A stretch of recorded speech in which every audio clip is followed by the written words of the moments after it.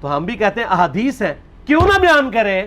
ممکن کہ تو یہ کرامت ہے نا. آپ کے گیلانی صاحب خود ہی کہتے ہیں کہ جی صاحب بہت بڑی کرامت ہے. وہ تو کہتے ہیں، وہ تو میرے بارے میں دعویٰ کرتے ہیں کہ علم لدنی ہے ان کے پاس، کہ انہوں نے کسی کے پاس نہیں پڑھا، ان کے پاس اتنا علم ہے، وہ بحثیں کرتے پھر رہے. تو علم لدنی ہے نا یار، مان جائے نا. ساڑھے نہیں کوئی علم لدنی ہو سکتا کسی. یہ میرے بھائیوں میرا ریسرچ پیپر ہے.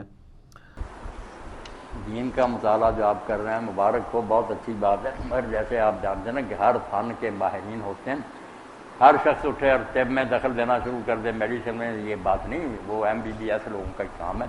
اسی طرح ہر بچہ اٹھے اور کتاب کو اٹھائی ترنے والے فیصلے دینے لگے کہ یہ امام ٹھیک ہے، یہ حدیث ٹھیک ہے، اس سے برباد ہو جائے گا.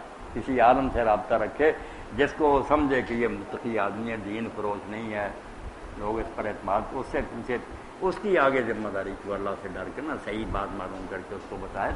لوگ نہیں فیصلہ کر سکتے. بڑے بڑے عالموں کے اتنے حیران ہیں، روایتوں کے بارے میں جھگڑے ہی، کوئی کہتا ہے یہ روایت صحیح ہے، کوئی کہتا ہے ضعیف ہے.